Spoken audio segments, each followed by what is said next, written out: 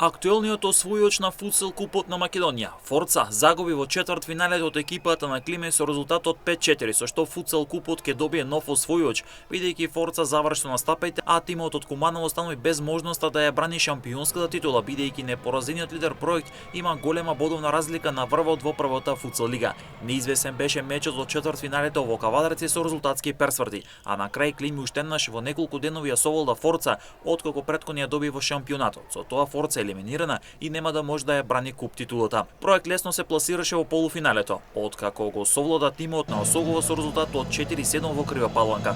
Ланскиот финалист на стапите во купот ги заврши во четвртфиналето, а пак проект кој најавил атак на двојната круна го продолжува патот и преку полуфиналето ќе бара влез во големото финале.